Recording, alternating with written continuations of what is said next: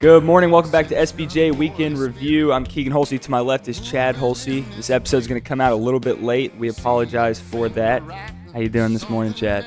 I'm good, but if they're listening to it, then it ain't too late. They're doing great. So I think it's going to be fantastic. Most people don't listen to it till the day after anyway, so I don't think it'll really matter. I think we're good. I don't think there's anybody sitting at home going, when is this thing going to drop? Somebody's been messing with my mic. You have. You're always playing with it. That is not true. It's pretty true. You played with it last night for about an hour. Well, I was practicing. We all missed out on a really good podcast episode last night. We should have been recording. We did not record, but we had a good conversation. I instigated a flat earth debate between Tucker and Dad, and I got to sit back and listen, and I really enjoyed it. So what we're going to do is one of these days get another microphone so that we can start having guests on. I'm just going to go ahead and throw this out there so that we have to commit to it. We're going to go ahead and promise that episode 10, we're going to have our first guest. But when does episode 10 fall? I mean, so what episode are we on now? I think we're on 8 or 9. That's going to be tough then because we're heading into the holidays. 2-day shipping, brother. Well, you need to get another microphone, and we need to figure out how to plug it in and figure out how to make that work. And probably our first guest will be Tucker Priest, who believes in a flat earth. Tucker's going to be a hard guest to get because he's always working. Oh, yeah. Yeah, we'll move on to somebody else. We can get like Brandy or somebody on. Yeah, we can get somebody on. I'm sure somebody will come and do a podcast with us, maybe. Yeah, and here's the deal. If you ask to be a guest, we're not going to let you come on. That way we can avoid people in the church saying, can I come on next? Because we might not want you on. Wow, that's hurtful. That's hurtful. There's just some people that you don't want to listen to for an hour. Luckily, we're not those guys. Yeah, okay. Okay. Well, I guess that depends on who you ask. If you asked your mother, she would say no. She does not want to listen to us for an hour. Yeah, she does it every week. She loves us. I think she just does it to see if we talk bad about her. I think so. She's just making for sure nothing's being said. And by the way, she is wonderful, great. She's the greatest wife ever. She's told me a few times she doesn't like the way that I present her on the pod. And I said, well, you would hate to hear how I present you when I'm teaching upstairs. You do not want to be part of that conversation. Had a great weekend. We got to go see David Crowder with some of the church folks this week. So good. And it was awesome as usual. I almost didn't go, but I'm glad I ended up going. He never disappoints, man. He's just always good. He's the best. He's so funny. The in between the songs, he's the man. Yeah, and the thing is, whether you like his style or not, he's always been. His lyrics are always very God uplifting, always about. And the thing is, what a lot of people don't know is he's from Texas, and he started off as a worship leader in Austin, Texas. No, not Austin, in Waco, Texas, I think. Anyhow, so his the way he does it, it has a feel of worship, which is well, and it's such a wide range of music. You'll go from a congregational song to something a style that he calls swampy. Or salty. The first 2 songs he kicked off with were jamming. We had someone with us that had never heard Crowder before, and the opener was doing more like hymns and stuff when we walked in. I was like, when he comes out, it's going to be entirely different. And as soon as he came out, man, he was shredding an electric guitar, and I was like, yeah, here we go. Now we're kicking off. Yeah. Well, he had broke his foot, and obviously it's still healing. His leg, and so this was his first concert to do standing up. And you could tell the way he kept his foot back. He kept putting his foot back like, I need to be easy on that thing. Well, I got to say, personally, I was disappointed because I really wanted to see him on a scooter performing. I thought that was going to be awesome. I kind of did too. There's a part of me that was like, that'd have been really cool for him to come out on a scooter. We've seen him but it's cool. Probably 30 times. I've never seen him on a scooter. Me neither. That'd have been a first, but you know what? Isn't he the one? I remember as a kid, we went to some concert, and I think it was him playing a Guitar Hero guitar. Yes. He had, what he did was took a Guitar Hero, and he made it to where the buttons, like the first button was a G, the second button was a C, the third button was a D, and the fourth button was an E minor. And so he would play songs on a guitar basically him or somebody made it to where when you push that's a G, that's a C, that's a D, and that's a E minor or an A or something. Was he also the guy that somebody in the crowd yelled play Freebird and then he did? So he wasn't the one that played Freebird. So we were at a Youth Specialties Youth Conference years ago. I think we were in San Diego, California, and me and Tracy, and we were there, and he was leading worship, him and his group. And his lead guitar player at that time also had a pretty good voice, and they can refer to him as a Garth Brooks style. Like is this when it was David Crowder Band and not just Crowder? I think so, yeah, when it's David Crowder Band. So we're sitting there, and there's, a couple of thousand of us standing out there, and it's not even time to start. There's just some guys out there fooling around, right? It's not, we're there early and hanging out, and he comes out.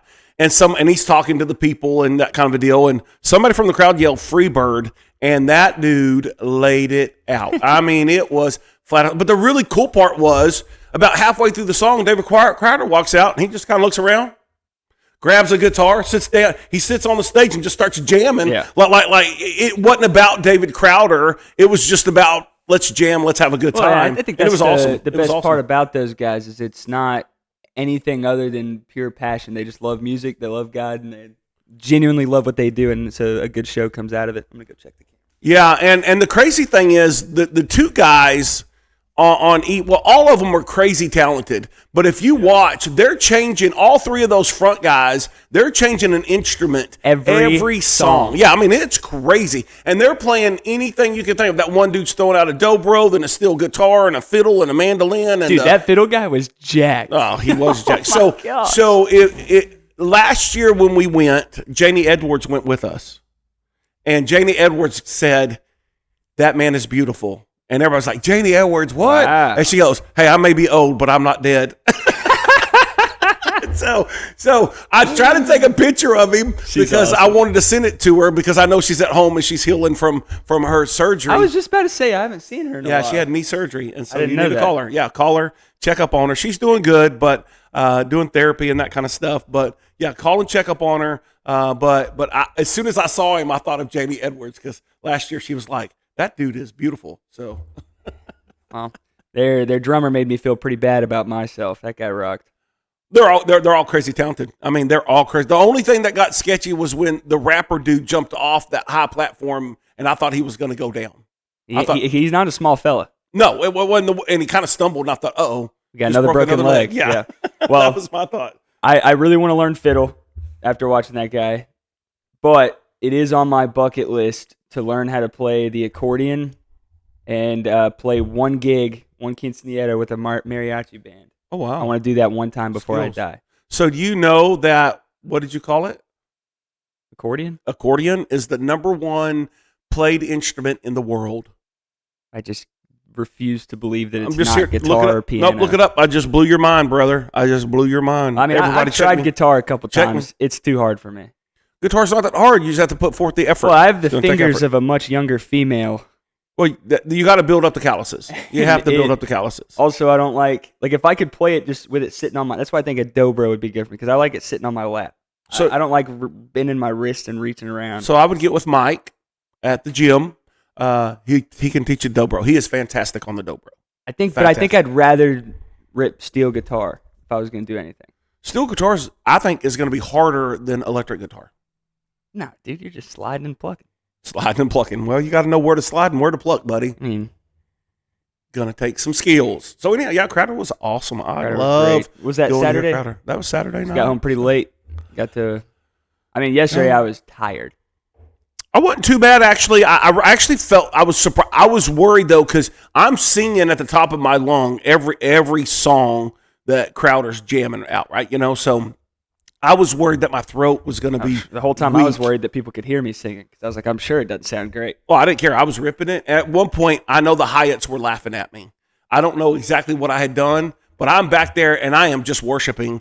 And I see her tap him, and they both look at me like that guy's an idiot. I love it. I don't care. It was so funny.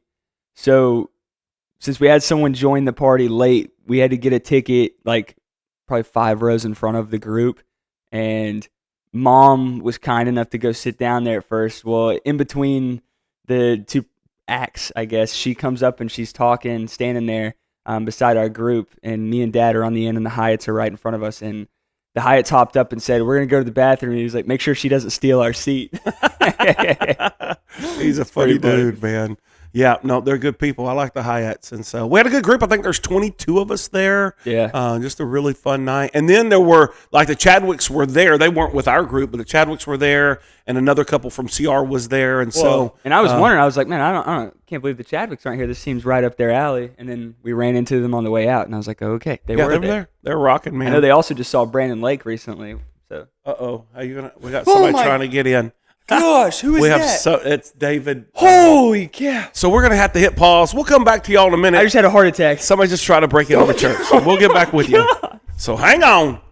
All right. Hey, everybody. Sorry, we are back now. That was fun. If you are not on YouTube and you're listening to the audio version, I recommend jumping over to the YouTube, going to that exact timestamp. David Wadsworth just walked to the window directly behind us and scared me half to death. So I don't know how the editing's going to work on that part, but we had to cut it and jump back into it. But we're back. I don't even remember what we were talking about. David Crowder.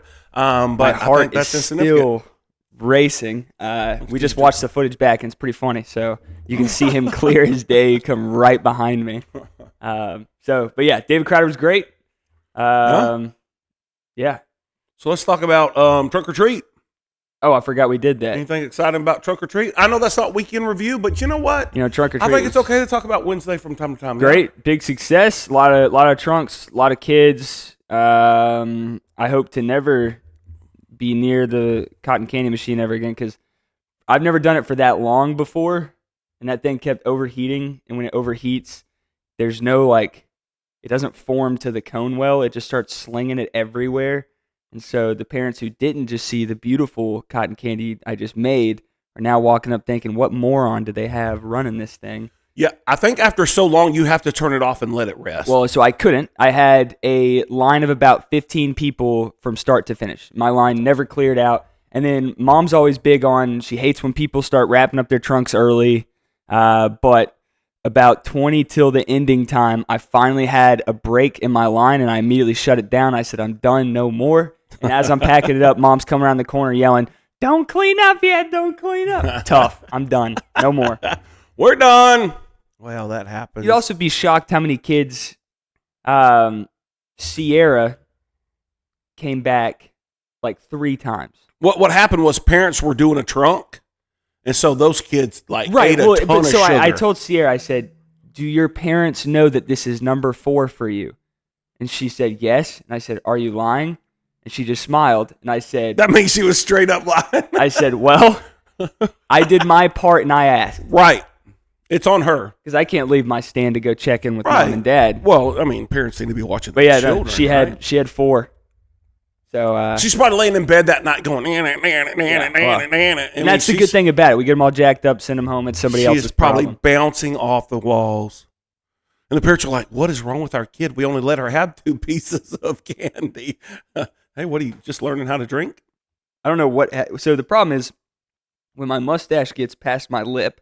Trim your mustache. Liquid gets in it and then runs down to the side and falls off. Kind of gross if you're just listening. Every time I try to trim the mustache, it's always uneven. So I stopped trying. I got you. Wow. Just shave the mustache then. Yeah, but then I look 12. I got you. At least now I just look like a 12-year-old that has a mustache. True. Well, there you go. You can take what you can get. That 12-year-old's got a mustache. So we had probably more trunks than we've ever had.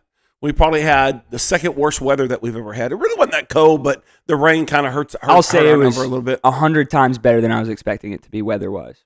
Yeah, well, and especially on this side of the building. I heard that side had a rough go, but we were great over here. Yeah, we always have one side that does better than the other just because the church is blocking it. So it also helps when you're stationed right beside the grill. Yeah. So.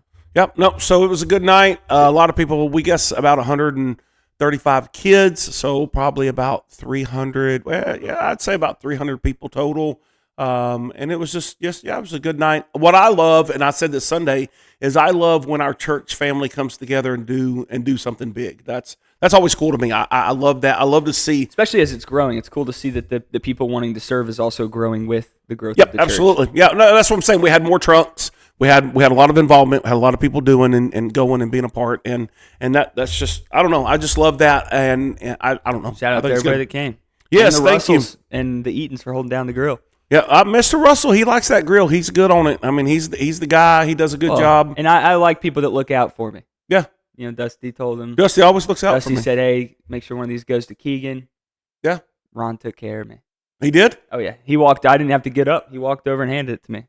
Yeah, so that's one of the things I look forward to every year. For those who don't know, Dusty has a little secret stash for just a few people. I will say. And he brought me, he brings it to, because I'm always stuck up at the front. I can't go nowhere. And he brings me. So you know the jalapeno cheddar one that he was saving for me? He said it would be too hot for me, so I didn't get any of that. Yeah, well, he asked me, you like that, right? And I said, I love that. And I was so excited the whole night while I'm serving cotton candy. I'm thinking, well, I mean, at least I'm going to get that jalapeno cheddar thing. Steve Lewis stole it, so I didn't even get to have it.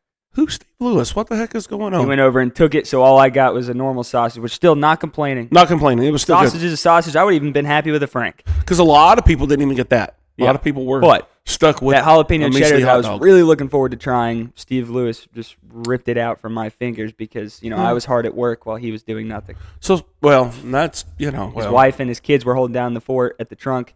Right. And he's roaming around eating everybody's people's food. Yeah. Yep, So got it. Whatever, though. We're not surprised. So, anyhow. But I owed him one. Ooh, I was saying I owed him one for driving us to the corn maze. So now I can say that we're even. Now you're even. You're good to go. But then he's going to do an all-nighter pretty soon, and you're going to owe him a big shout out him and shout out the Ellises for covering for me on that. Yep. The all-nighter's great. And I'm kind of sad I can't go, even though it is a lot. But I got to go to a wedding. Yep, we got a wedding that Saturday down in Florida. And we're going to kill some ducks. You hope illegally. I'm not getting a license. Why would you say that on a podcast? That's just dumb. He's just kidding to all the DNR people that are out there. If I shoot listening. a duck, I'll buy a license. I promise. You're dumb. That's just dumb. But what's I'm going to go out there, pay $50, and then we don't see anything. Cool. I just threw $50 in the trash. No. All right. So, how's Sunday school going? Sunday school's great. Still in 2nd Peter, week 2 of that. Oh, yeah, I was trying to think of what we talked about. I forgot I wrote a few things down for my PowerPoint for me to help me, so let me grab those real quick. Okay. And he's back. I wrote on the back of this because I don't know what this is. That is... Oh, never mind, I know what that is. Okay, you know. So, we're going through it and asking questions to evaluate ourselves, and the question that we had this week was, where do you turn for support? Kind of with the idea that a lot of times, if we need advice or something like that, we'll typically turn to who we think is going to give us the answer that we want to hear instead of the answer that we need to hear. Or in some cases, I've gone to people and asked them for advice, expecting them to tell me what I wanted to hear. And when they didn't tell me what I wanted to hear, I went ahead and did what I wanted to hear anyways. And so the kind of idea we were pulling from 2 Peter this week is that you need to have support that is rooted in the Word. Going to people that are going to give you advice that's not just their own personal opinion, but is going to be backed up. They're going to, back it up with Scripture and stuff like that. I'm very blessed to have a lot of people in my life who I turn to, people that I've met at camp, people here that I get to serve with in the church, Tucker, Dad, and when they give advice and stuff like that, it's always pulled from the Word, and it's not just something from their own personal opinion. And that's another thing kind of Peter was talking about in this passage we went over this week, is that the Bible's not, the New Testament's not just a bunch of guys' personal opinions, but it's God speaking through them. And although each book has its own personality and writing style, the message overall is still from God. And then, so we had 3 points to kind of take away from what we learned. The first one was make Scripture a daily rhythm. And that's something that they hear a lot, and we talk about a lot, the importance of reading your Bible every single day. And allowing that to be just something that you're dwelling on. The second thing is memorize key passages, which I don't think I have anything memorized longer than a couple of verses. I think you have like a whole chapter in Psalms memorized or something like that. Or is it Romans? I have several. Which is like nuts because he can't remember any of my friends' names, but he can remember an entire passage. That just shows it's not a skill issue, it's a caring issue. Well, that's stuff that happened when I was at a Christian school, and part of the curriculum was you had to memorize chapters per quarter or whatever. You had to be able to say it by memory, and that was something that I was actually kind of good at. And the incredible thing is, God says, "Hide my word in your heart," and it's one of those deals that meditate on it day and night, so that you may be careful to do everything written in it. Right, and so it's one of those deals that it's a promise of God that if you'll do it, you'll keep it. It'll stay there, and it has. There's large passages of Scripture that I had to memorize as a kid that I'm grateful I did, because I can still recall them and right. Well, and that's the same thing with it's awesome. just verses though, because like at camp when I was a kid, I always hated that we had to memorize that sword memory time. I was like, it's such a wasted time of the day. Like, it's cool that we're reading the scripture and stuff, but like, there's a zip line outside and we're in here doing this. Sure. But every single verse that we would memorize year after year, I still have memorized. And I've been able to use a lot, whether it's in teaching or conversations with people. It's all just there. And we have a big chalk wall in the youth room where the girls filled with a bunch of different verses. And I was trying to add some, and one of them was a sword, and I couldn't remember the last couple words. And I think either Amy or Sarah Grace told me the finishing part of that. And it's all because, they're very intentional about that time of the day. And you see that it still sticks with us. And the last thing is surround yourselves with voices of gospel truth. That way, the influences that you're having, the stuff coming in is all good and godly and not something worldly. Because something Kyle talks a lot about, especially in his book that we just read. There's a lot of different voices and opinions in this world that you're taking in. I think you even touched on this Sunday. There's just so much information that we're getting, and not all of it's rooted in the gospel, so it's important to surround yourselves with voices of gospel truth. That's pretty much all we had for this week. Well, and the whole idea with that is we are bombarded with, I would say, thousands of lies every day.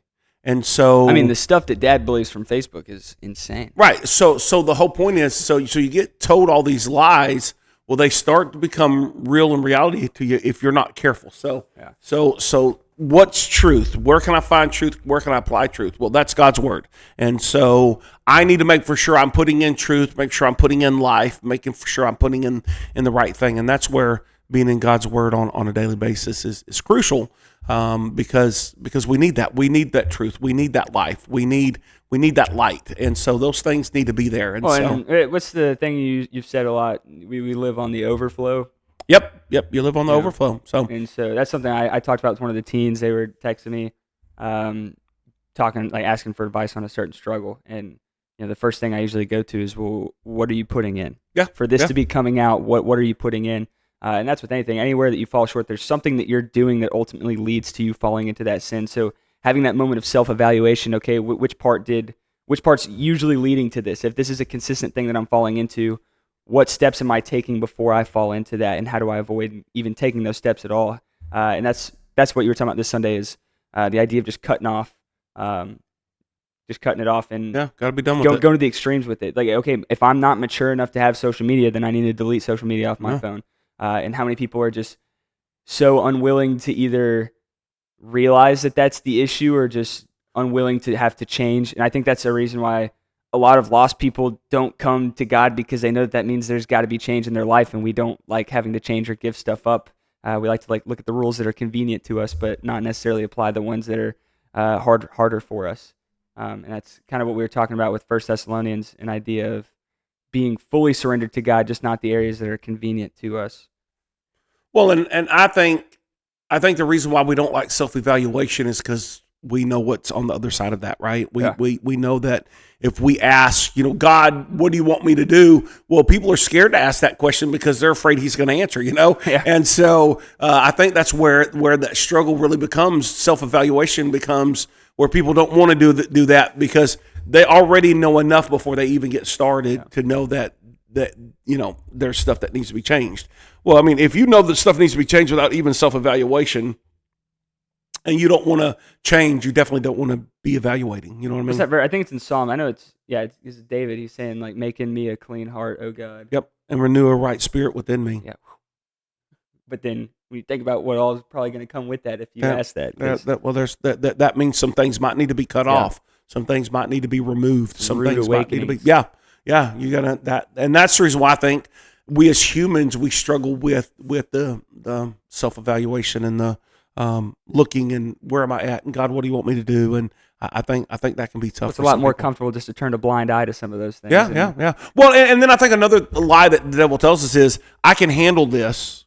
I can play with this fire, and it's not going to burn me. It burned me last time, and it burned me the time before that and the time before that. But this time, I've got it under control. And I think that's kind of where the devil, he's really good at getting you to think, hey, I got this thing. I'm fine. And in reality, you don't have this thing, and you're not fine. And so, it needs to be cut, needs to be gotten rid of. So, and of course that's easy to preach, easy to talk about. But man, when it really comes to rubber meeting the road and making that happen, that's tough, and so that's a hard thing. And I just because it's something that applies across the board. Yeah, absolutely. I think usually with that whole self-evaluation and cutting off, the conversation steers towards lust, but it really can be applied in every sin. Yeah. There's things that you do that lead to it. Nothing happens. I think you said this Sunday, you don't commit adultery and go, well, how did this happen? This is out of nowhere. It came out of left field. It was building up. Nothing's unexpected. You're doing something, no matter what the sin is, that's leading to that. So I think it's a really good topic, and it applies to everybody. Yeah, absolutely. Well, in our Sunday school, we started Jude. I love Jude. Jude, yep. So what a lot of us learned this past week was Jude is the half-brother, if you will, of Jesus, the brother of James. Of course, he starts off as the servant of Jesus and the brother of James. Mm-hmm. But his name wasn't Jude. His name was actually Judas. And so a lot of people learned that this week. That was new to them. And what we learned was we had one Judas that denied Christ, sold him, and was, he was a Judas. And then you have this Judas who I believe before Jesus died on the cross and rose from the dead, him and James both were, whatever. They didn't really follow. I don't believe James and Judas or Jude followed Jesus until after he rose from the dead. So to me, that is a huge argument to the fact that Jesus is, that first of all, he rose from the dead, that he is the Son of God, that he, it proves all that other stuff, lays all that other stuff out. And here's why. Because during Jesus' earthly ministry, James and Jude didn't follow him. Yeah. Best I can tell. They started following him after he rose from the dead, after they saw him alive after his death. And so to me, that's a big, anybody goes, well, I don't know that I believe that Jesus rose from the dead. I don't believe we'd be talking about James and Jude today if Jesus hadn't rose from the dead. I don't believe dudes are willing to put their lives on the line to continue to spread the word after Jesus' death unless they knew for sure. Well, you read they're hiding in a room. They're hiding in a room. Yeah. And they're scared that they're the next ones to die. And then 5 chapters later, they're willing to die. What happened? Yeah. Well, I think they saw the risen Lord, and I think Jude is a perfect example of that. And the Beatles wrote a song about him. Yeah, and so the cool thing is they is talking about people walking away from the faith, and that was our discussion. Was we as Christians? There are a lot of Christians that walk away from the faith. Happening a lot with pastors too right now. That's for sure. And so the struggle is. Where are you at? Are you firm? Are you in? Are you kept? And so that's what we talked about, and just talked about the importance of staying true and I think that ties back into self-evaluation, because if you're not self-evaluating, you can end up in a position where you're walking away from the faith. Well, and the thing is, when you self-evaluate, we're good at come up with excuses and compromises and saying, well, that's not that bad. Creating our own bar of righteousness. Yeah, exactly. We create our own bar of that this isn't that bad. And then what we learn, this week in the main service is Jesus is doubling down. If you think that's bad, hey, let's go another step. And he did that, when it come to murder. Well, you hate somebody, that's as bad as murder, and it beco's a heart issue, essentially what it all boils down to. Well, and I forgot who the clip was, but me and you watched a clip the other day, that guy talking about comparison. He's sitting at a round table with Tim Tebow. Do you remember who I'm talking about? I remember looking at, I don't remember who's there. He's basically saying you're at your lowest point. God brings you out of that, and then just when you get your head barely above water, you're like, well, I'm better than that guy. Yeah, that's true. Start pointing fingers. Yeah, no, and man, we are, as humans, we're good at that, and we're good at justifying our actions. You know, if it weren't for my parents, if it wasn't for this, if it wasn't for that, we come up with all these justifications when in reality we're dirty, rotten sinners, and we need to figure it out and get it straightened up and do right. And so self-evaluating with, instead of our own bar of righteousness, but using the fruits of the Spirit as our bar and what we're looking at, because you can look at the fruits of the Spirit, get humbled really quick. Yeah, no doubt. Patience, woof.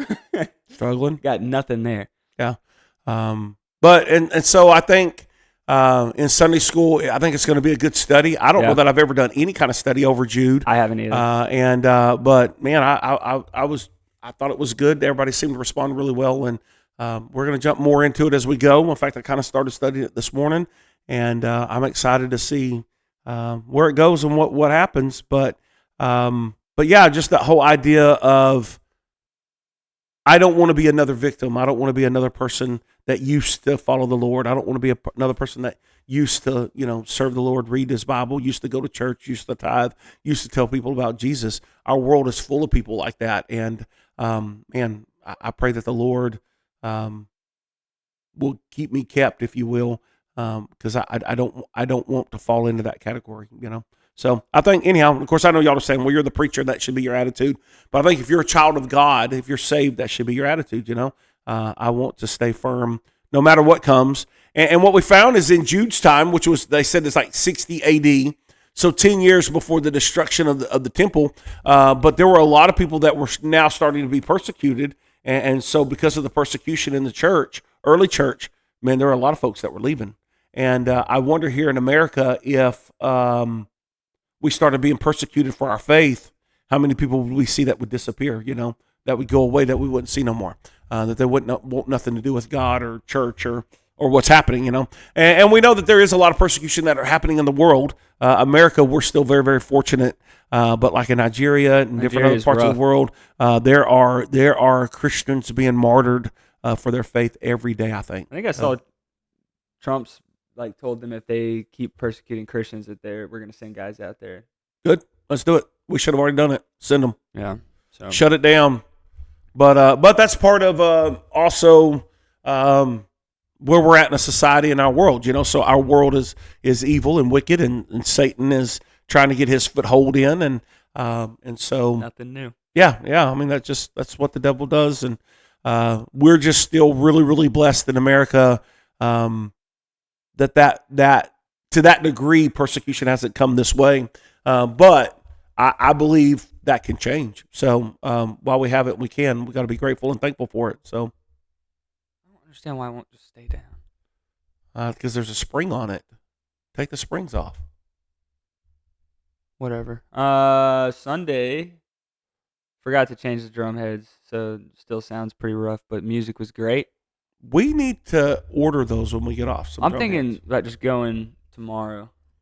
Okay. I think Andy said I got to go all the way to Alpharetta, so maybe ordering it would be better.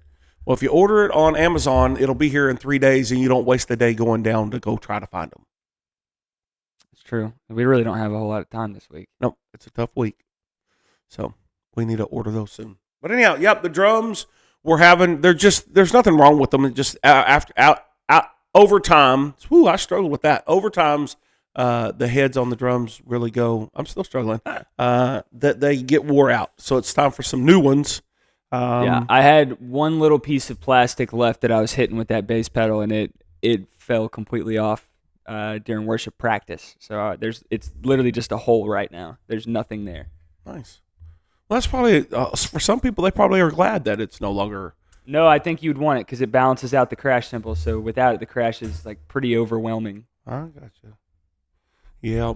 So we didn't do that. It'll be good. So because I'm not playing it any lighter without the bass pedal, I'm still rocking. Gotcha.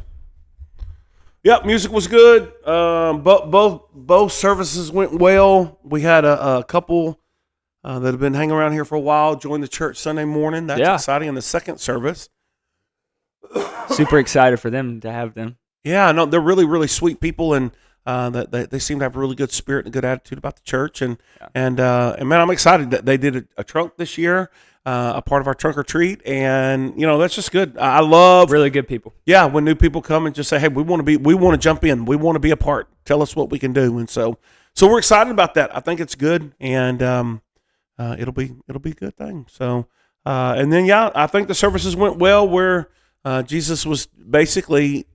In the Sermon on the Mount, he doubled down on the law, talked about murder, and he said, man, if you hate people, then you've murdered somebody.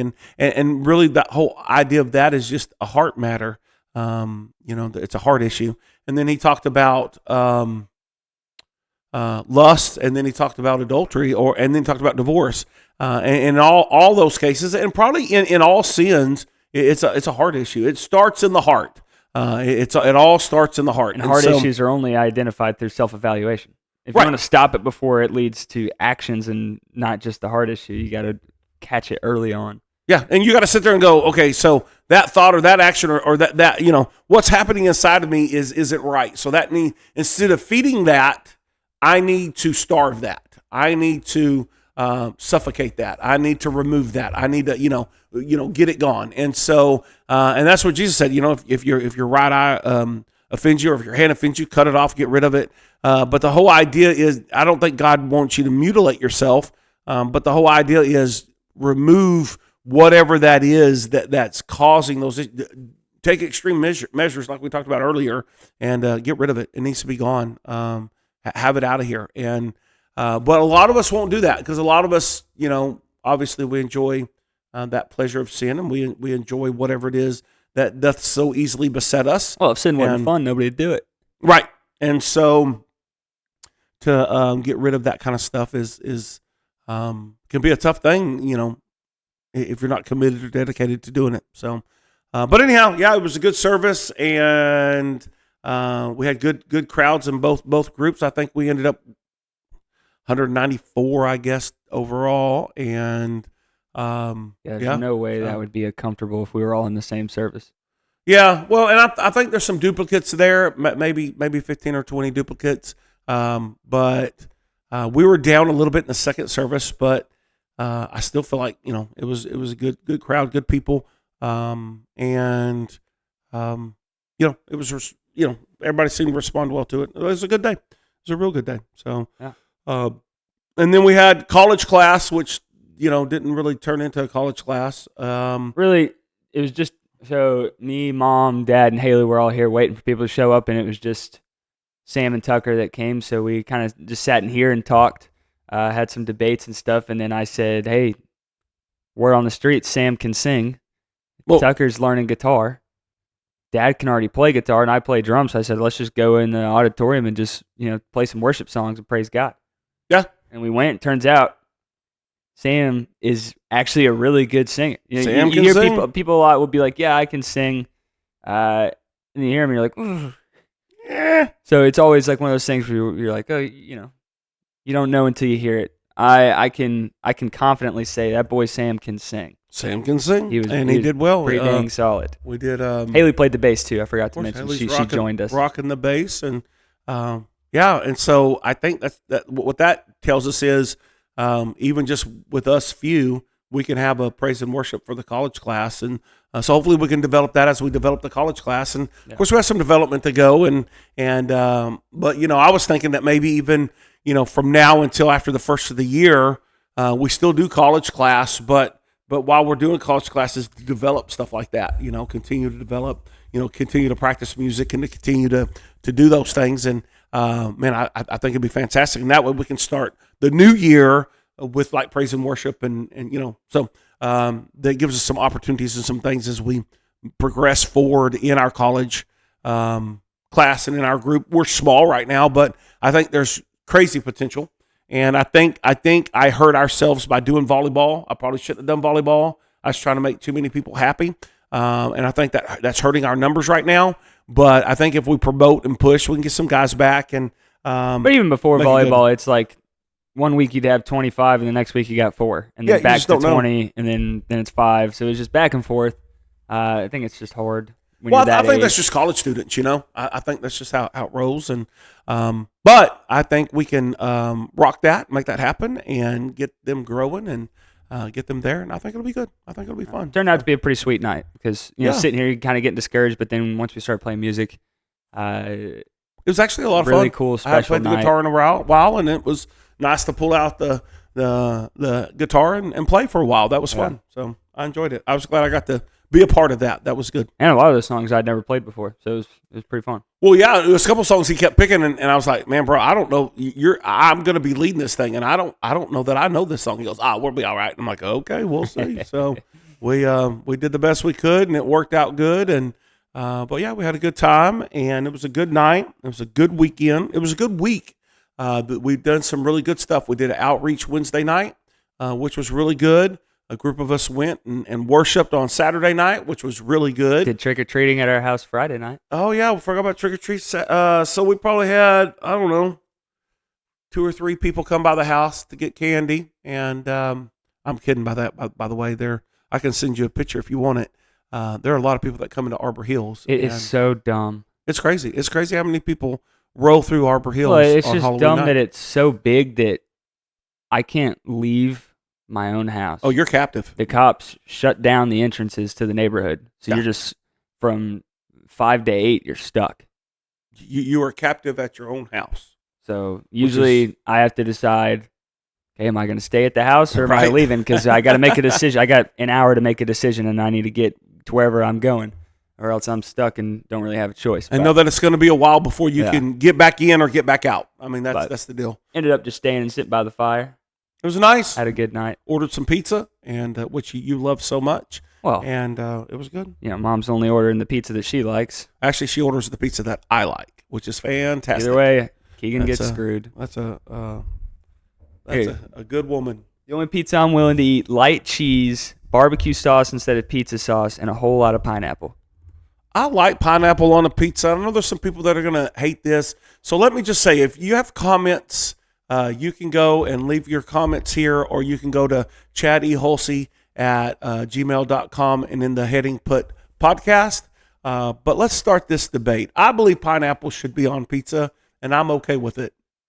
Every now and then I'm cool with some bell peppers and nope. Is it purple onions or red onions? Either way, you just went wrong. It went wrong. I love it. It was great. It was onions great at and pineapple. Peppers. Oh my gosh. Nope.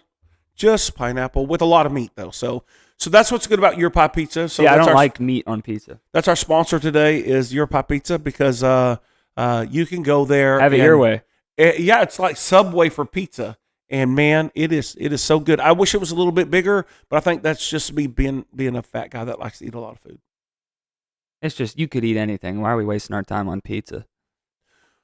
I think because it was easier that night with everything going on. Well, I'm at the just house. saying, no, and that's not what I was saying. I don't like people that are like, yeah, pizza's my favorite food. I don't know that it's my favorite anymore. What? I think being a youth pastor for all these years, I'm okay with pizza about once a month. Give me a steak with some onions on it. Nope. Give me Brussels sprouts and broccoli. Nope. Give me a steak with ketchup. Gosh, dude. And mashed potatoes. You might as well eat meatloaf. And at mashed that point. potatoes with gravy and You might as well just eat meatloaf. And ketchup. But I don't mind a good meatloaf. Well, as long as you don't put a lot of onions in it.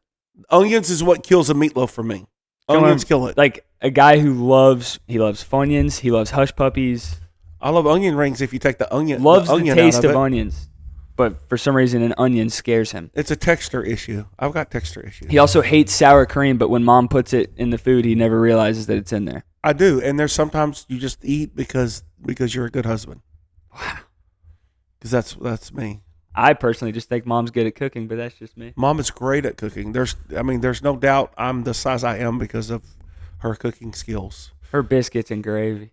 She wouldn't make them Saturday. I was really sad. She hates us. She started off the season spoiling us. College football season, we get biscuits and gravy in the morning. Around lunchtime kickoff, she's got cookies coming out the oven. And then these past couple weeks, she just doesn't care about us anymore. She just eats her cereal and hates us. And hates us. I don't think that's true. We've been up since 5, trying to provide some deer meat for the family. Right, we're trying to provide. Yep. I don't know that we're trying to provide. I think There's no reciprocation, and that's the problem. That's the problem. Well, she's not going to eat your deer meat. I can promise you that. No. You are safe there. Or the fish that we provided. That fish was really good. Really good. So, all right. So here's the topic of the day. Are you ready? So we have 15 minutes. Let's see what we get. Save me a little bit of time because there was something else I wanted to talk about. Okay, go ahead. Let's talk about that first then. Well, it's just so we talked recently on the podcast about how Dad on Sundays has been really good, really cautious with what he says. Always. And he had been going on such a long streak where he hadn't said anything in a while. I mean, as a lot of you know, me and Haley have a list of things that he says from the pulpit that he's no longer allowed to say from the pulpit. And if you ever, Haley has the list on her phone, so if you're ever around her and you want to hear some of the things on that list, it's pretty crazy. When you I've said from when the you pulpit, see it apparently. written down, it's almost crazier because you're like, there's no way he said that. Well, this week, after a long streak of being clean, we had not one but two things added to the list. I think y'all are being really picky on this, though. I don't think it's as bad as y'all are making it out to be. So the first thing he said was that got put on the list is, I've never been watching the Minions and thought, ooh la la. Ooh la la is an okay thing to say. We just went ahead and threw that on there. And a lot of the church people agreed with me because when you said there was a couple things added to the list, everybody that came up to me and said, let me guess, they nailed both things. Really, both of them? Spot on the money. Wow. The second thing is talking about going to the dermatologist. Well, let's stop at ooh la la. What's wrong with ooh la la? I don't know how to describe It shouldn't just what's wrong with it without. It shouldn't be happening from the pulpit. I just don't think it's an appropriate description for the podcast. Oh, I got you. I see what you're saying. Because I think it comes across. So when I grew up as a kid, we watched this cartoon called Looney Tunes, and there was this skunk on there called Pepe Le Pew, and he would say "ooh la la," is what Pepe would do. He was a ladies' man, but he was in love with this cat. It was a great point, and I loved the point you were making. But it was just so funny that Minions is what you... And I'm not even joking. Like a couple weeks ago, I was telling the teens that... I don't remember how I got there in my lesson, but I was telling them that you think the Minions are funny. They're hilarious. And how me and Haley will laugh. Just like not at the movie. It's just funny how much you find them hilarious. And so... anyways. Kevin's funny, man. I love Kevin. And the second thing was he went to the dermatologist and was talking about how he said... I think what was put on the list is... It was just me and her, and I was in my skivvies. And my skivvies. And so I told Haley, I looked at her during the service, I said, put that on the list. She said, I don't even know how to spell skivvies. I said, just guess. Just get close. You know, it's really bad when you guess a word, and it's so bad that the computer can't even help you guess what you're trying to say. I've done that a lot. By the way, love the background you're using for the Sermon on the Mount. You like it? I don't know where I got it, but I love it. I picked it for you. Oh, you picked it. Okay. So anyhow, I didn't know we were going to turn back to you. But yeah, so with the last 14 minutes, what were you wanting to talk about? Well, skivvies. I want to go back to skivvies. What should I have said there?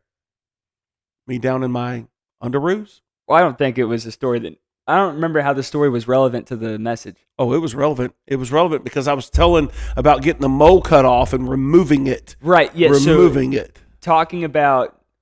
I didn't have to go in as much detail. detail. No details were necessary. But I do because I think... So here's... All you had to say was, look, there was something on my neck. They didn't like it. They cut it off. There you go. But here's my opinion on this. At about that time, there were people starting to tune out. 100%. And as soon as I said skivvies, I had everybody back in. But my thought is they were back in, man. They wanted to know, where is this idiot going? My thought is always, if there's a visitor... like someone who has never, like this is their first impression of you. Right? What the heck are they thinking? They're thinking, this guy lives in the real world, and I get it. I hate going to the dermatologist too and getting down into my skivvies and letting somebody look over every inch of my body. They relate to this. I am relatable. I don't relate to that at all, actually. Well, that's because you're not there yet when you get a certain age. Actually, I did get a growth cut off of my foot and my thigh, but nobody inspected me, and I kept all my clothes on. Well, you get thoroughly inspected. And this lady, I'm telling you, she is the nicest lady. She is very kind. It wasn't just a skivvies thing, but I felt like we dwelled on that part of the story for so long. Well, because I think I even ended up saying, you looked over at me and I just went, move on, dude. Yeah. Let's move on to something else. Tony Pitts brought that up today in the gym. He goes, the funniest thing was Keagan over there going like this, say, all right, that's enough, moving Call on. it a day. Got to get on to the next That's thing. what Tony said. That was funnier than anything you said.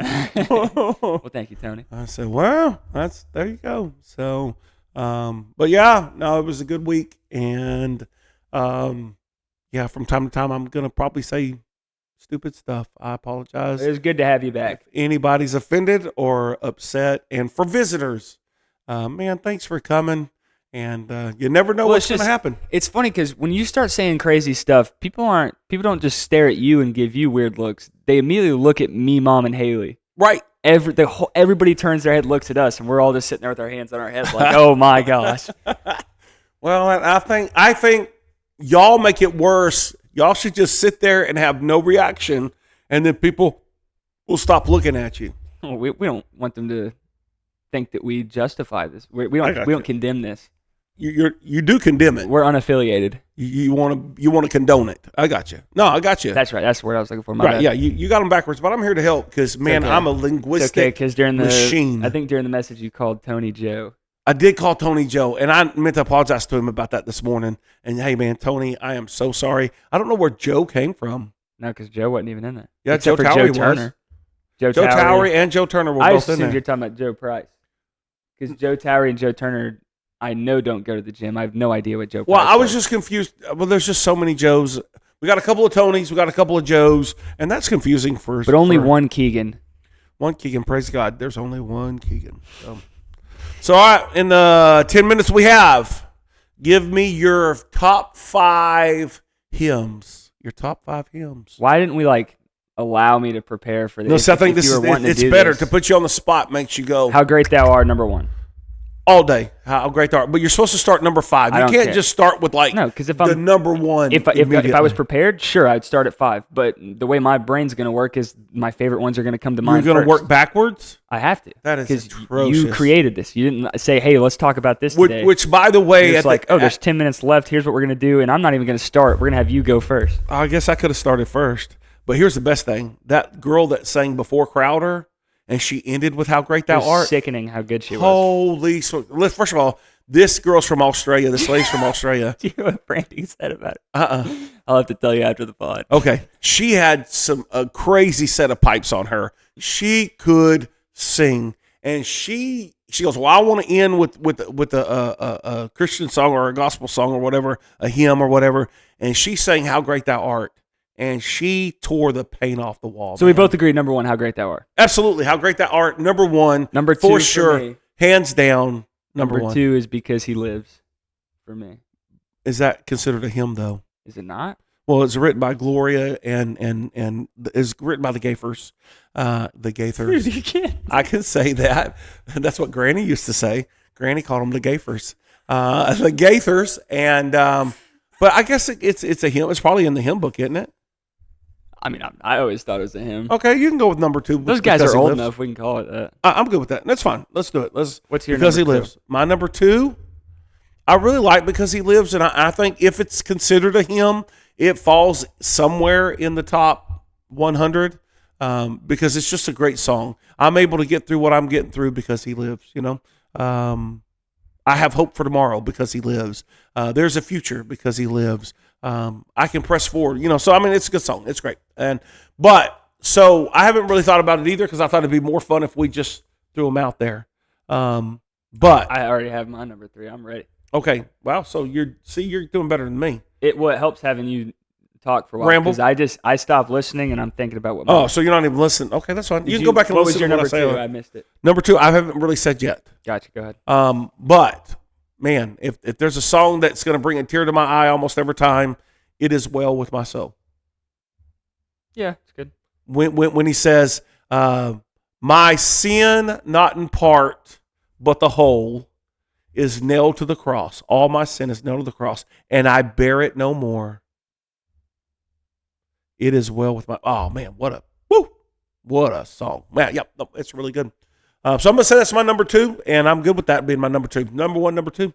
My number 3 is Unclouded Day, specifically Randy Travis's version. Randy Travis. So we're being specific on who's singing it. I like Randy Travis, and Unclouded Day is gonna fall probably around 5 for me. But yeah, I am good with Unclouded Day. I'm working with not being able to be prepared, so I don't. Well, I came unprepared too. That's only the ones that I hear a lot that are going to be coming to mind. Right. Well, and that's the deal.